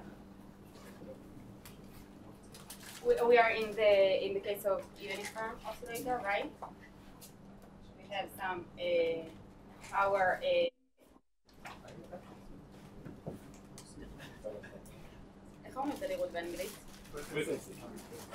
Thank you. Okay, so the hour hand do 1 circle over 1 hour. Okay, so it will be, so we have it will be 1 hour, right? So it will be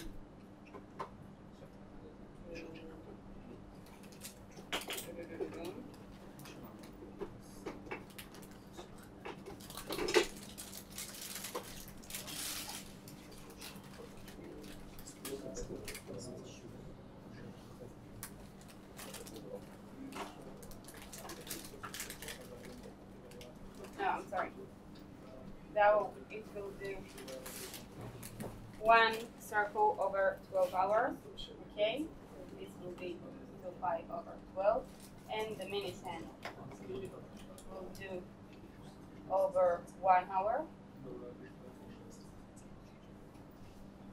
Okay. Right? Okay, so we define a new parameter, phi. Okay, that will be the theta hour minus theta minutes. Okay, so we have the equation. And they are constant, right? So it is actually this. זה לא פשוט להשוות בין שתי סינוסים באותה תדירות? Yes. תדירות שונה. No, it's לא, different. בתדירות Yes. שונה, כסף. Yes, we have omega h and omega n, but yes, two signs. And therefore the time period will be, we can call it, right, omega prime, and it will be 2 pi over omega prime. So this is actually 1 over. Okay, because we have this equation, and therefore it is 12 over 11 hours. That is 1 hour plus 5 minutes plus 27.7. Okay.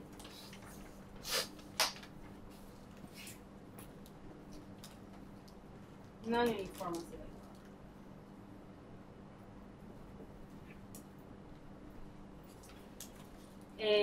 Non-uniform, so we have not constant, right, some function. Okay, so for 1, 2 from source. For theta dot equal 1 plus 2 plus 6. Fine, and plus all the 6 points.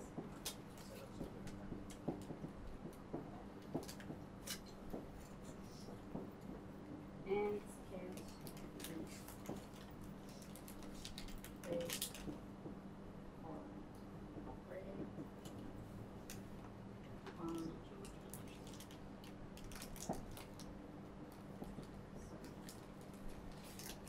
Okay, finally classify all the fixed points and sketch the phase portrait on the circle. So we're starting with find the fixed points. Right, so we want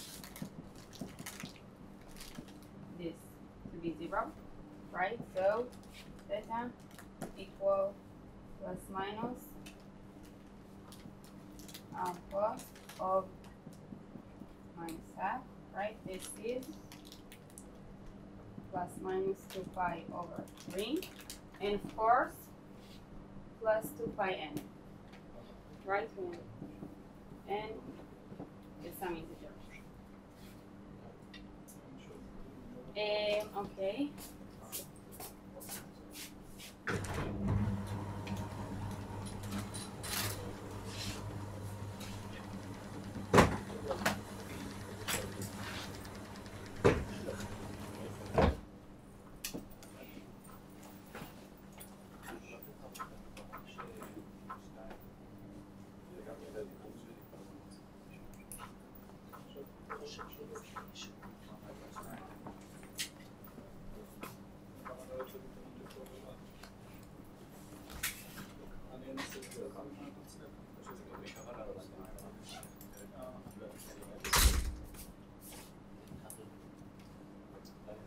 Okay, let's classify them. So theta dot 2 d theta is minus 2 sine theta, right? So we have theta plus and theta minus. So minus 2 sine of 2 pi, of 2 pi over 3. This will be lower than 0, and this will be bigger, right? Therefore, this is stable or unstable? Stable, and And let's sketch the face portrait.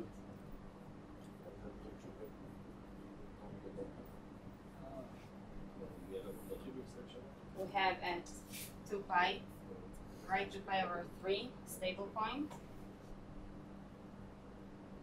2 pi over 3 unstable point, and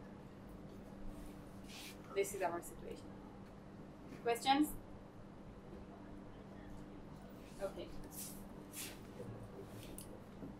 Next. 4. Yes,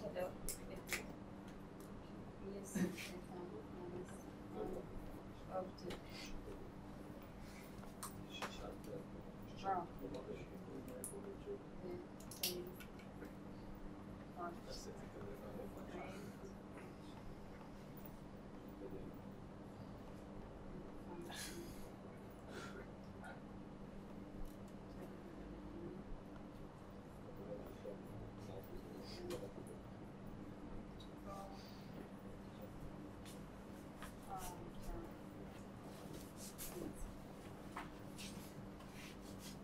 Okay, so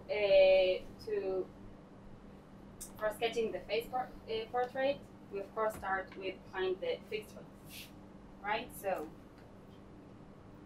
if we want mu sine of theta minus theta, we can open these two sine cos, right? So we have sine theta, mu minus 2 cos theta equals 0. Right? So we have, let's call it n pi, right? For all integer. It includes also 0 and pi. And here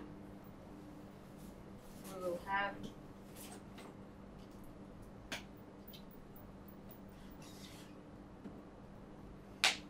our cos of mu over 2 plus minus cos and plus 2 pi n. So that's only the case mu is between negative 2 and 2. Yes. Okay, so here we have the area of definition, right, for m between minus 2 and 2, right? For the right here.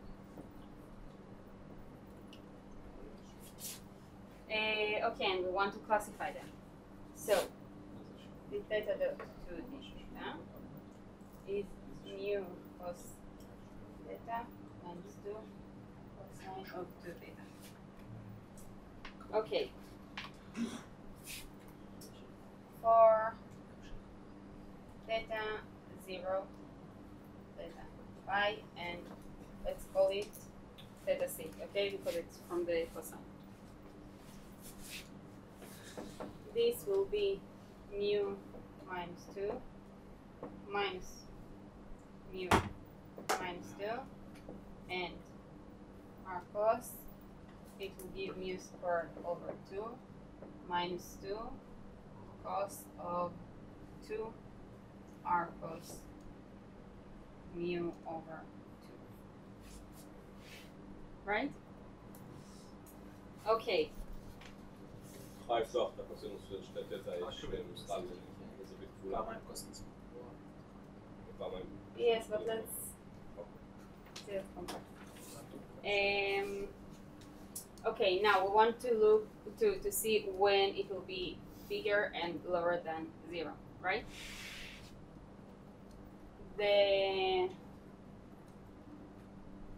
Let's say the most beautiful way, I think, is just to draw it, okay?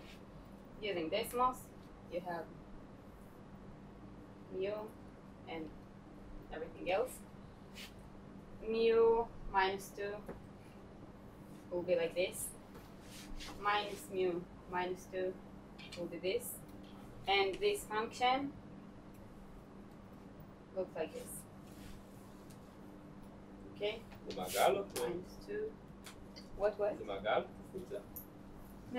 this function. לא, אבל זה נראה כמו חצי מעגל. כמו מעגל. No, it's more like parabola, but I think it just is. it is not what we. I think it just we don't is. really I think care. it just It is is a a parabola. parabola actually. Well, and the critical. I don't Why? remember. I think I played It's it like at cosine 2 Maybe. theta. Yeah, it should be a parabola. We know cosine 2 theta equals Cosine of 2 double cosine angle. theta squared minus Yeah. 1. It will be From that we something can calculate quadratic. it. And Okay. it must be a parabola. So. I got it. But actually, we don't care about it so much, okay? Because what we want is just that all this area is bigger than 0. So we don't really care about the shape. Okay, so we have. Let's do it like this. Theta dot prime at 0, at pi, and at the cosine. Question?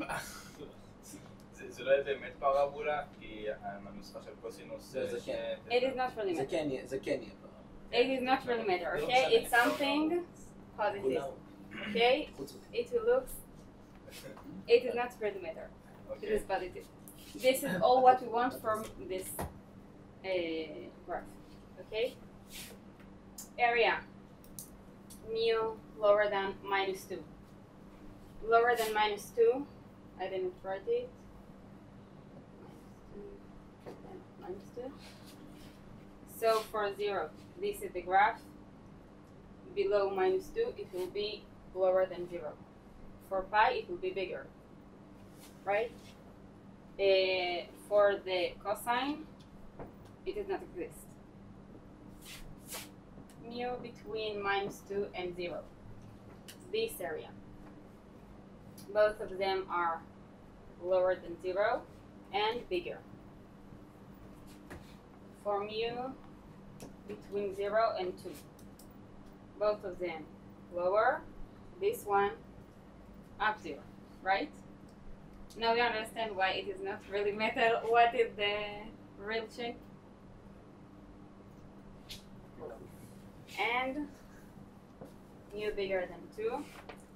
We have this, lower, this bigger, no, opposite. This is 0, bigger, lower, and not exist. Right? Okay, so we have 4 areas, 4 circles. 1, 2, 3, 4. Mu lower than minus 2. We have here.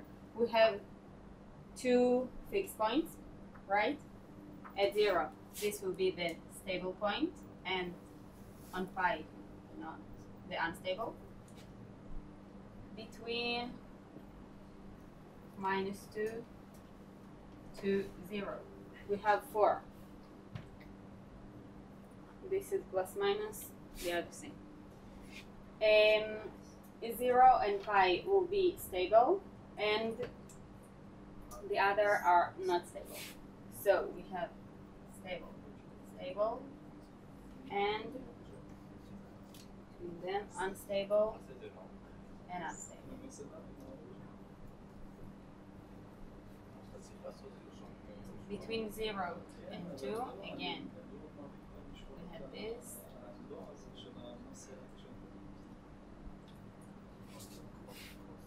And mu bigger than 2. We got this.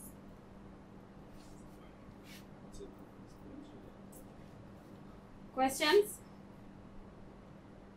Okay, great. Ooh, I think we'll finish early today. Okay.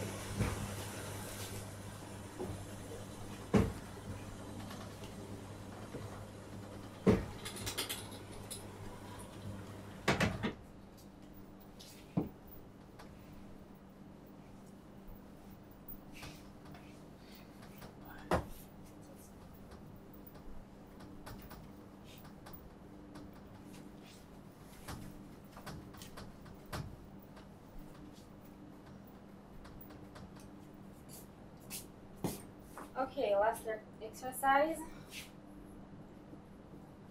of over them. Then,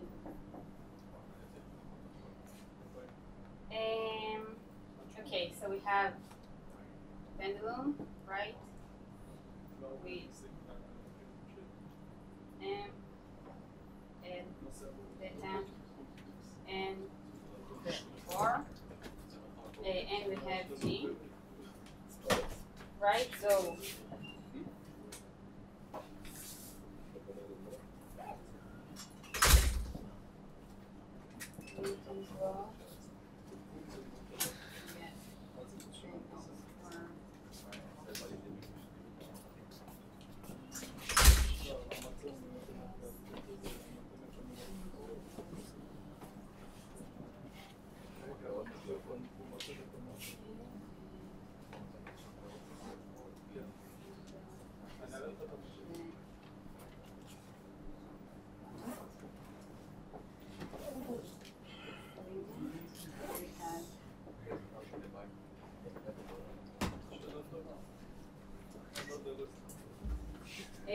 okay, you get over that in the lecture, right?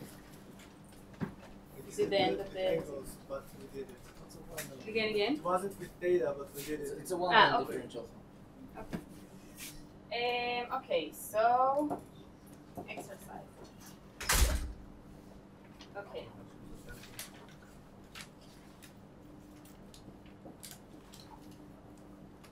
Suppose that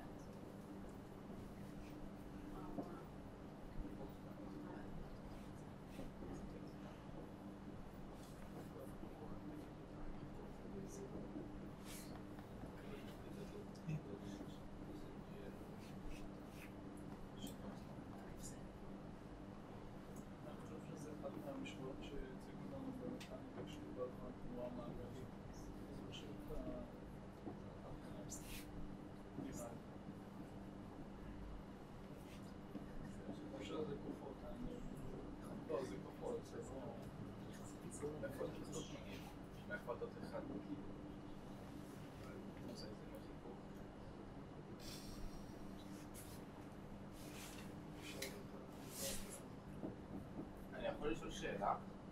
בחוק ניוטון, ML בריבוע תדותיים ועוד הדבר הזה, מאיפה הגורם של התדדות מגיע? כאילו... yes, זה חיכוך? תוצאה של חיכוך? it's צמיגות. הרבה מטוטלת בדבש.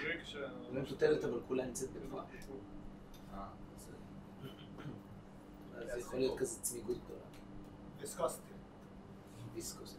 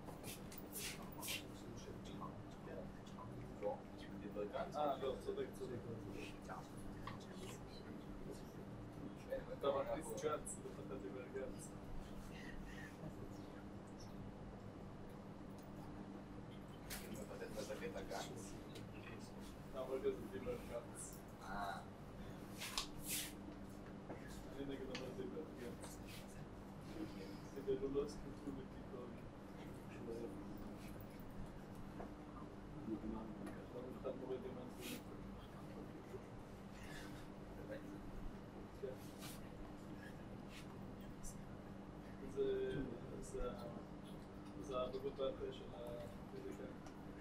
הוא לא יגיד חשב על דיווגנציה דיווגנציה.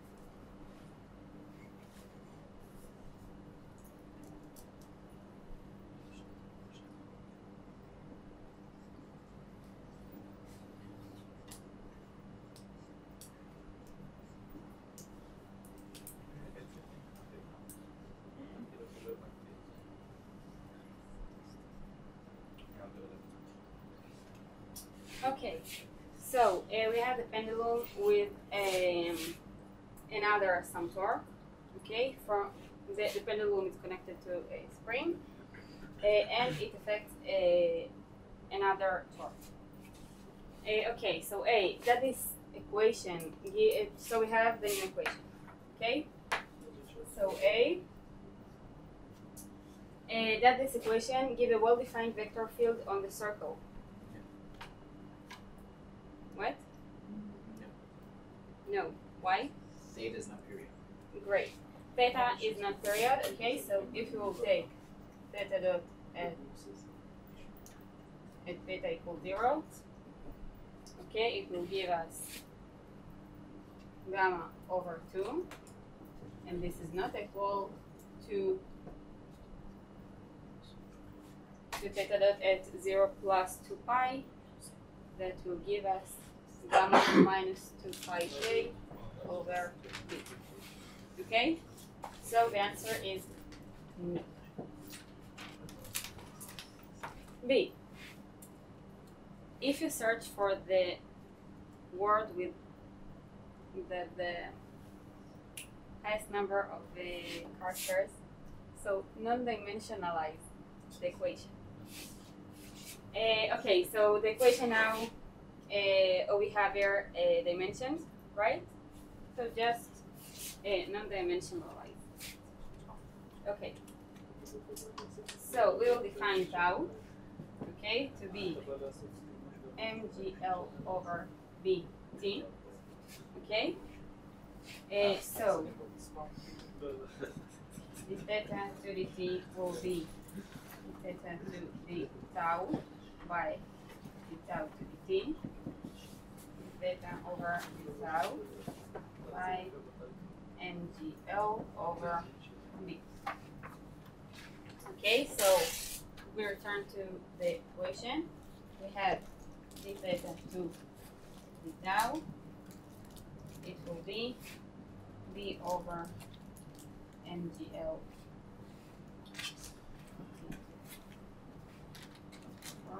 basic gamma over k theta over mgl minus sine theta.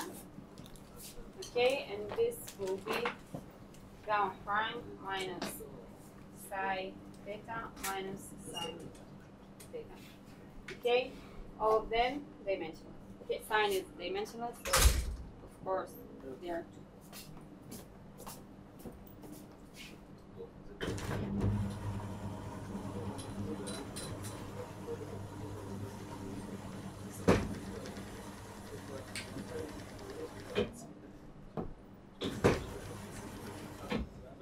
How did you find the relation? You propose it or something?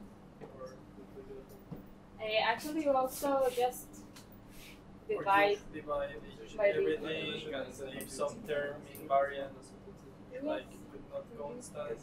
The main idea that you want you have the sign that you know this is non-dimensional, right? So you can just divide all these equations by this.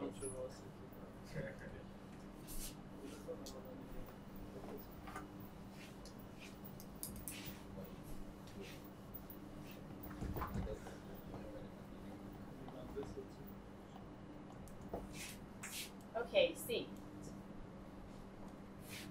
What does the pendulum do in the long run? You have some guess? Stabilizes Dampen. theta. Approach.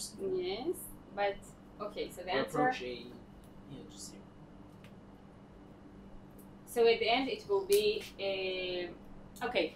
Let's look at this and we have theta dot j sum dot with the new time is gamma prime minus psi theta minus sine theta, right? Let's draw it. We have gamma minus psi theta. Okay, so it looks like something like this. Okay, and we have sine that is thing like this. Okay. So in the long run, sometimes this this line will cross the 0, right? That means it will cross the function sinus. Okay? That means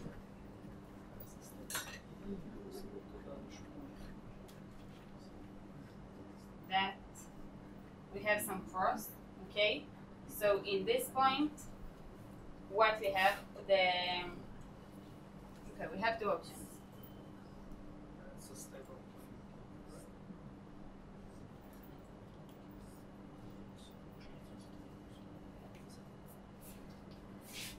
Option 1, the line will cross the sign in some point, okay, over the 0 axis, okay? This of course will be positive, right? So actually, this is a stable fixed point, okay? So the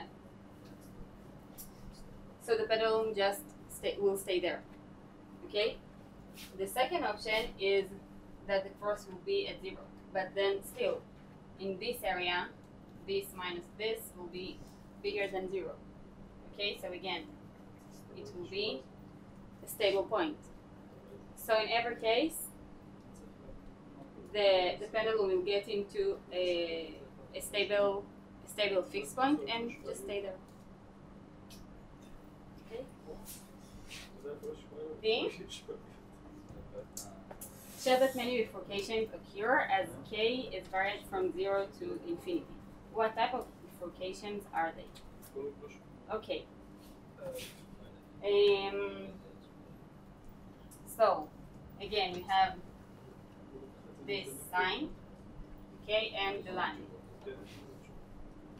So between 0 to infinity, let's write with this. That means different.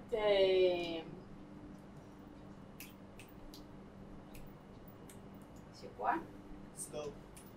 Slow? No, it's not the word. Really? Tangent. There. The machine. Well, I'd say derivatives. I think it's the most. No, I had word. I forget it. Tangent of the. No. Never mind. It just will do like Ray? those things. No, the word shape, I think. Shape. Okay, so at infinity it will cross many dots of the sign, right? So there occurs many fixed points. Okay, so now what the type of them? Do you have some answer? Oh, what type of bifurcation? Yes, we saw that many fixed points are cured. Okay, sudden loop, why? Because as the line sort of moves, it's the way like they're created. The way these fixed points are created is when the line starts like being getting closer, and then it's at some point tangent, and then it's intersects. So it goes from 0 to 1 to 2. Yeah, so actually they appear and disappear. Okay. So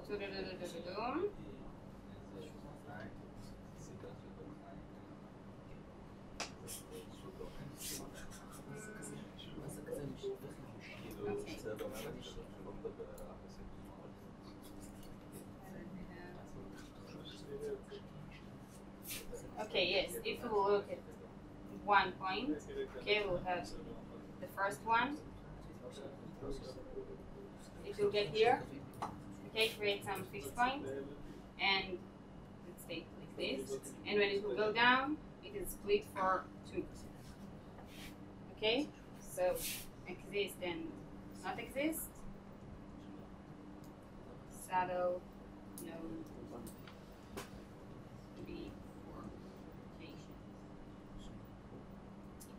That's all. Questions? Okay, so the exercise will be uploaded tonight. And good luck. יש לי שאלה בקשר לתרגיל 2 של היום. כן.